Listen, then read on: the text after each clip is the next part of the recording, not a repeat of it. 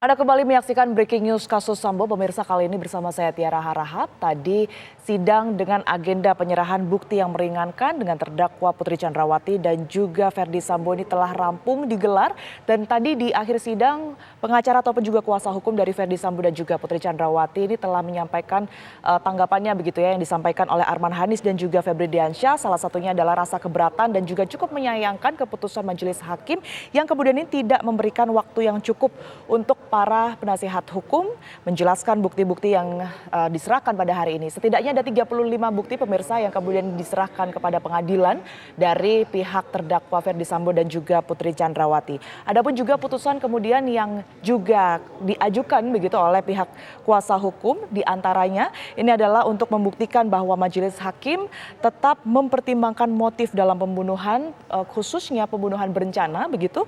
Kemudian yang kedua ini juga mempertimbangkan adanya keputusan pengeksekusian penembakan Brigadir Yosua Huta Barat ini dalam keadaan tenang berdasarkan keterangan dari saksi ahli yang sebelumnya juga sudah dihadirkan, yakni saksi ahli digital forensik begitu, dan juga untuk keputusan bersama-sama dalam penembakan ataupun juga pembunuhan Brigadir Nofriansyah Yosua Huta Barat, yang dimana kuasa hukum ini menanyakan kapan sebenarnya meeting of mind tersebut dilakukan, karena dari hasil pemeriksaan ataupun juga saksi yang selama ini dihadirkan tidak ada satu waktu yang kemudian ini menunjukkan Ferdy Sambo dan juga Putri Chandrawati ini bersama-sama merencanakan adanya penembakan Brigadir Nofriansyah Yosua Huta Barat. Nah, selain agenda agenda sidang pembunuhan Brigadir Nofriansyah Yosua Huta Barat di Pengadilan Negeri Jakarta Selatan hari ini juga digelar pemirsa sidang obstruction of justice dengan terdakwa Baikuni Wibowo, Cok Putranto dan juga Irfan Widianto begitu, yang tadi juga sudah digelar. Agenda pada hari ini adalah mendengarkan keterangan dari saksi ahli dari jaksa penuntut umum, di mana saksi ahli yang dihadirkan ini adalah ahli digital forensik dan juga ahli hukum pidana. Kita akan langsung menuju ke Pengadilan Negeri Jakarta Selatan untuk menyimak jalannya persidangan. Pengamanan bahan keterangan meliputi data, informasi, dan seterusnya. Catatan-catatan bersifat rahasia. Ayat 2, pengamanan bahan keterangan dilaksanakan melalui penjagaan, pengawasan, pelaksanaan, pengelolaan informasi dan data. Pasal 16. Pengamanan bahan keterangan sebagaimana masuk dalam pasal 15 ayat 2 meliputi A, B, C, saya langsung masuk ke yang D. Yang A itu menyelenggarakan backup operasional dengan menggunakan teknologi informasi yang tadi Bapak jelaskan. Ya. Yang B, menghimpun dan melakukan pendataan terhadap setiap bahan keterangan yang masuk dan keluar. Melakukan pendataan, analisa, dan evaluasi terhadap penggunaan bahan keterangan. Yang D, melakukan penghapusan dan pemusnahan bahan keterangan yang sudah tidak digunakan sesuai dengan ketentuan peraturan perundangan. Di dalam pemeriksaan yang kami lakukan juga, yang dipahami oleh rekan-rekan yang kami periksa itu, bahwa ketika perintah diberikan untuk penghapusan itu ada dalam rangka melaksanakan pasal 16 ini. Nah, selama saudara berpengalaman sebagai pamina tadi saudara sampaikan selama 15 tahun, dalam hal apa penghapusan dan pemusnahan itu dilakukan? Dalam hal kalau sudah memang tidak dibutuhkan lagi dan sudah dibutuhkan lagi, artinya terhadap penghapusan bahan keterangan yang ada di kita yang sudah selesai dilimpahkan ke Dirwaprov. Ya. Jadi kalau misalnya siapa yang punya wewenang untuk itu, Pak? Tentunya itu harus izin Kadipropam. Kadipropam. Iya. Ketika Pak Kadipropam FS di dalam pemeriksaan juga minggu lalu disampaikan oleh Pak FS bahwa saya memerintahkan untuk hapus dan musnahkan. Dan diartikan oleh teman-teman itu adalah dalam rangka itu. Apakah itu perintah dari Kadipropam itu sah dalam pengertiannya? Pasal 15, pasal 16. Mohon izin yang mulia, itu sudah menanyakan pendapat atas makna tafsir regulasi. Coba formulasi. Ya, saya rubah pertanyaan saya. Saya rubah pertanyaan saya. Dapat Ya. sudah disimpulkan di dalam pembelaan Siap, negara. yang mulia. Saya korek saja dulu, ambil saja dulu dari terdakwa saksi tersebut ya. Siap, yang mulia. Tadi kan Bapak sampaikan bahwa penghapusan, pemusnahan bahan keterangan itu adalah yang punya wewenang Kadipropam. Betul. Betul ya. Sepengalaman Bapak, pernah Kadipropam melakukan perintah ini Pak terhadap bahan keterangan yang banyak sekali yang pernah Bapak tangani kasusnya? Jadi karena beliau ini baru menjabat kan 2 tahun. Bukan Kadipropam ini Pak, Kadipropam yang lain. Yang sebelum kita bicara secara umum, perintah pernah Kadipropam itu. untuk pemusnahan bahan keterangan yang sudah lewat 5 tahun, tapi yang masih sedang dalam intens ya. Tadi Bapak sampaikan kalau sudah selesai penyelidikan maka ada salinannya diperintahkan untuk dimusnahkan, itu biasa? Kan itu kalau yang saudara hukum tanyakan kan, itu kan aturannya di Paminal ya. Aturan di Perkap, Perkap Paminal kan. tentang Paminal. Perkapnya Paminal. Perkap Paminal setahu kami kalau udah itu dilaporkan ke pimpinan terhadap bahan keterangan yang sudah memang tidak layak dipakai dihapuskan. Seperti itu. Jadi itu hal yang lazim. Hal yang lazim. Ya. Sudah tidak anu lagi ya, sudah selesai ya. Kapan itu diartikan sebagai sudah selesai? Apakah ketika hal tersebut diserahkan kepada Waprof atau ketika itu sudah diserahkan kepada penyidik, apakah itu dianggap selesai? Ketika sudah diserahkan kepada, kalau memang disiplin, kepada Propos, kode etik kepada Biro Waprof, kepada penyidik, serahkan. Dianggap selesai. Ya. Terima kasih Pak. Tadi juga Bapak menyampaikan sebentar ada senpi ya Pak yang tanpa surat, di mana senpi itu yang tanpa surat adalah HS. Betul. Selain senpi HS ada juga ditemukan Glock. Betul. Di mana lalu dibuat satu LPA ditempatkan undang-undang darurat. Betul. Dalam hal ini laporannya ditujukan terhadap siapa Pak pelakunya waktu itu? Oh, jadi dalam LP tersebut, LP model A di Jakarta Selatan, bahwa terduga pelaku ini adalah almarhum ya. Joshua. Ya, dengan percobaan pembunuhan terhadap Baradae. Dan akhirnya dilakukan pembela diri, menembak balas gitu. Ya. Nah di situ mau diinikan masalah undang-undang darurat.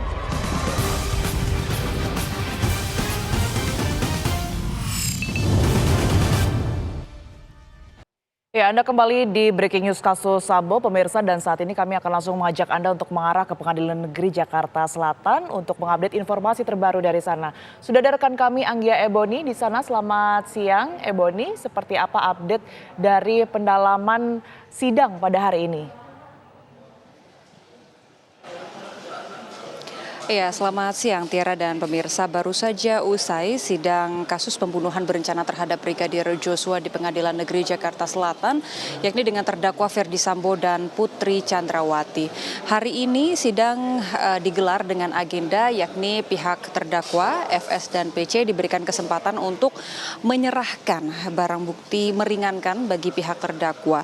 Nah, tadi kami mencatat sedikitnya ada 35 item bukti yang dibawa oleh tim kuasa hukum Ferdi Sambo dan Putri Chandrawati yang sekiranya bisa meringankan nantinya vonis yang dijatuhkan hakim kepada kedua terdakwa ini.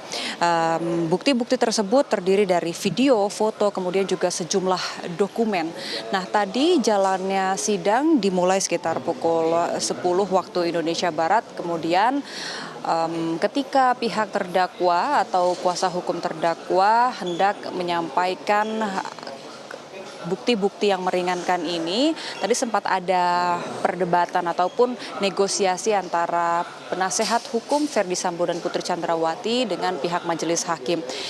Tadi di awal pihak penasehat hukum sempat menjelaskan setiap foto yang mereka bawa sebagai bukti, namun majelis hakim tidak memberikan waktu kepada pihak terdakwa untuk menjelaskan bukti tersebut. Nantinya majelis hakim memberikan waktu tersendiri pada saat terdakwa menyampaikan nota keberatan atau pledoi.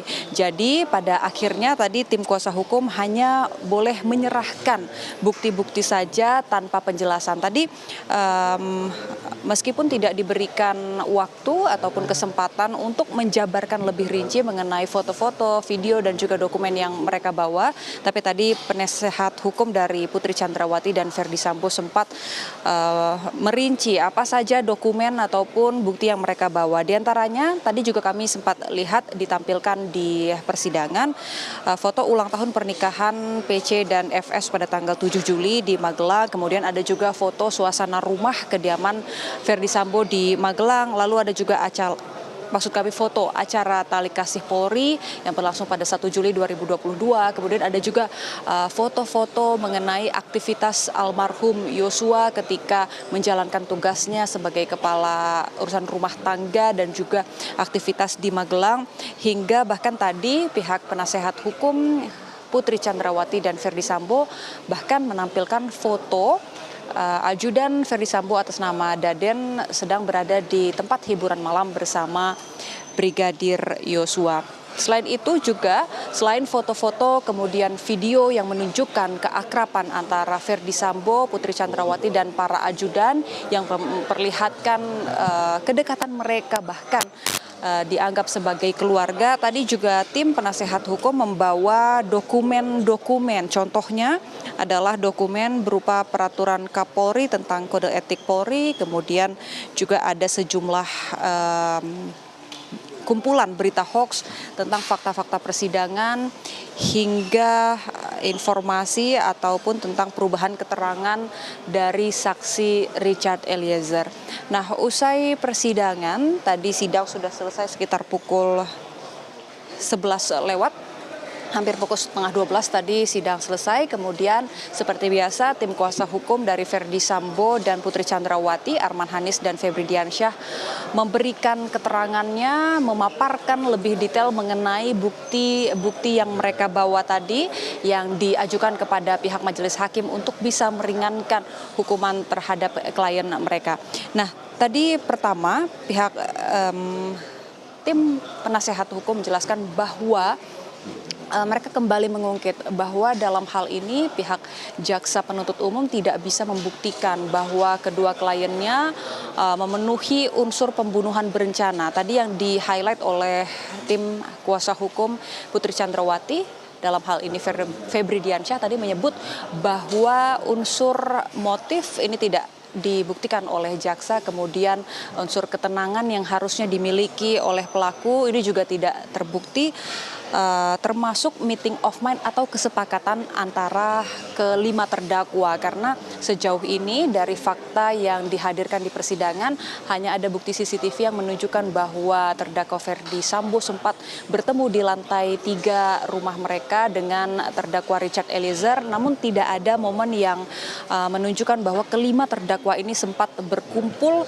di satu ruangan ataupun di satu waktu tertentu untuk merundingkan ataupun merencanakan pembunuhan ini. Jadi itu adalah beberapa poin yang dinilai oleh tim kuasa hukum sebenarnya tidak dipenuhi atau tidak bisa dibuktikan untuk membuktikan bahwa klien mereka dalam hal ini Ferdi Sambo dan Putri Chandrawati melakukan pembunuhan berencana.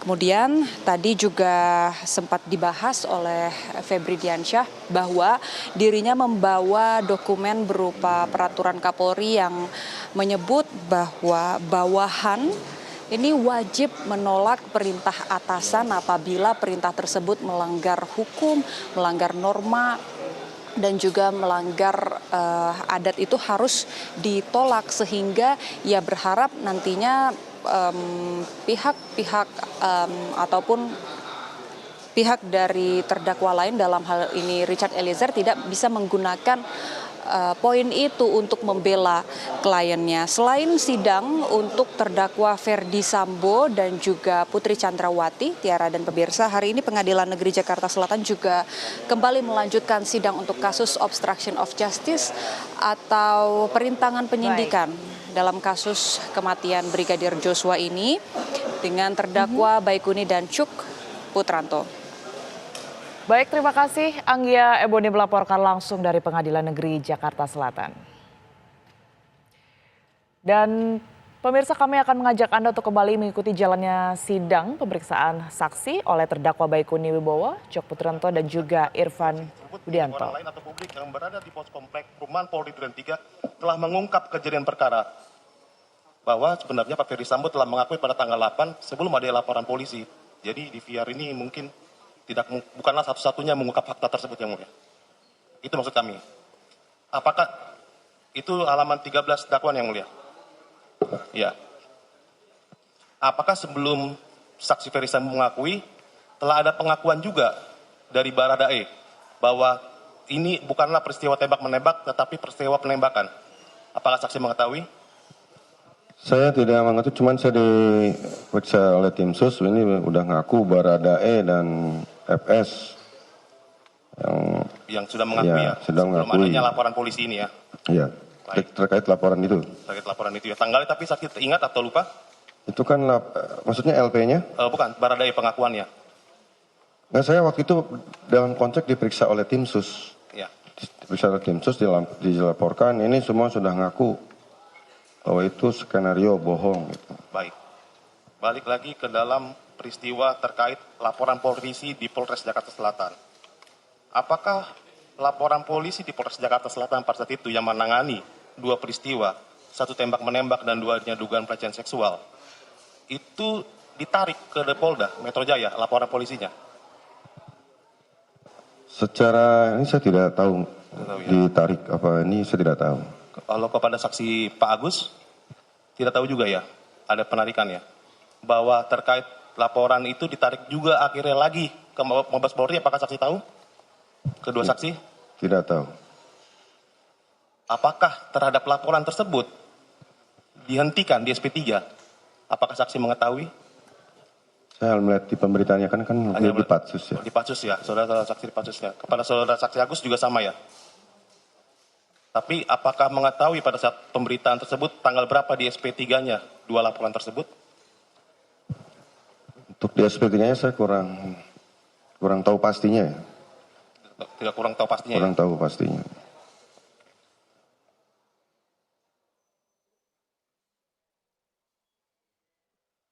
Lanjutkan yang mulia.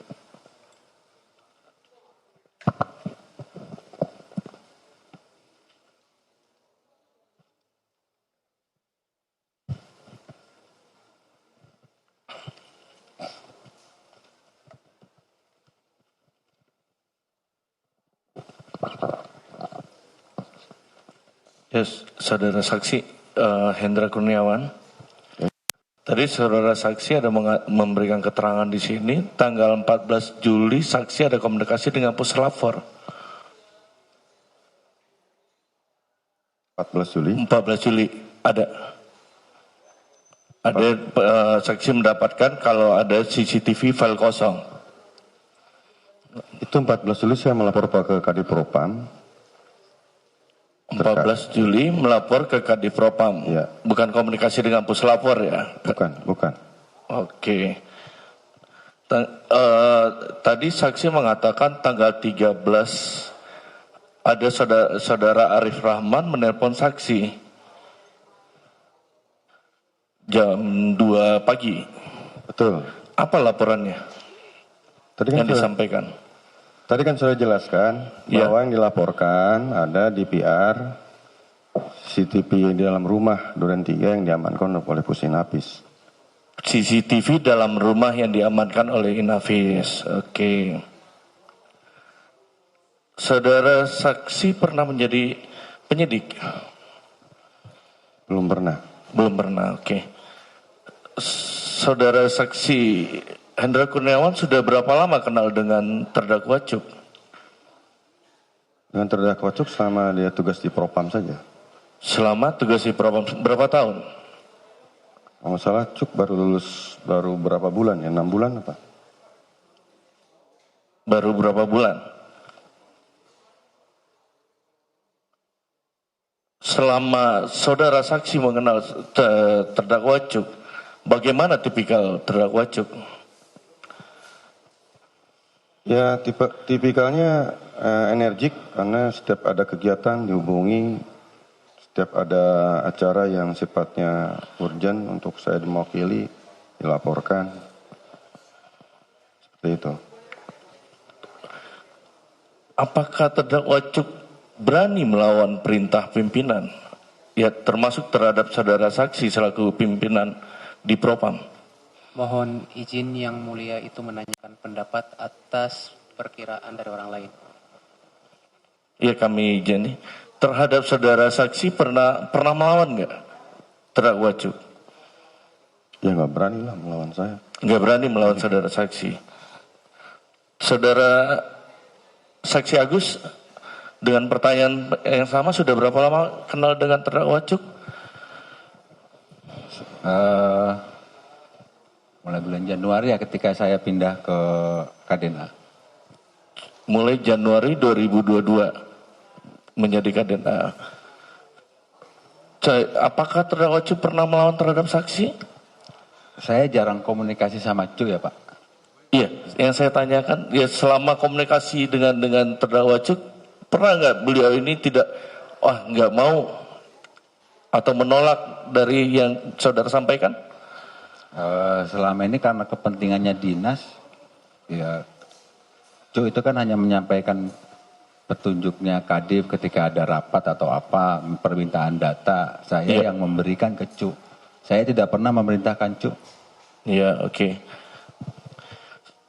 Saudara saksi Agus pernah menjadi penyidik?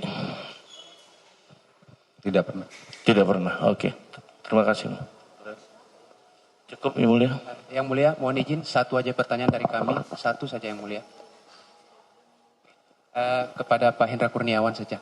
Pak Hendra, Pak Hendra ini kan jabatan terakhir seorang jenderal bintang 1. Saksi sebagai pimpinan selama ini, jika anak buah melaksanakan setiap perintah yang dilaksanakan sesuai dengan apa yang diperintahkan dan berhasil, apa reward yang saudara berikan kepada bawahan tersebut selama pengetahuan dan pengalaman saksi? Mau diulang, Pak? Mau diulang? Oke, jadi selama saudara sebagai seorang pimpinan, ketika bawahan melaksanakan apa yang saudara perintahkan dan melaksanakan sesuai dengan apa yang diperintahkan dan berhasil, rewardnya apa dari saudara? Tidak, Anda, saya tanya sepengetahuan. Ya, masalah reward sama punishment kan sesuai dengan tugas yang diemban.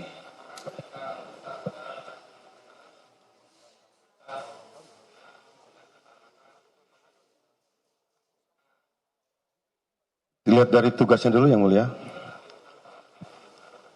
Rewardnya hanya berbentuk catatan aja bahwa ini ketika dia waktuin sekolah kita dukung seperti itu. Terkait promosi ya, saksi. Promosi sekolah itu ya. Promosi sekolah. Oke, terima kasih. Cukup dari kami Yang Mulia.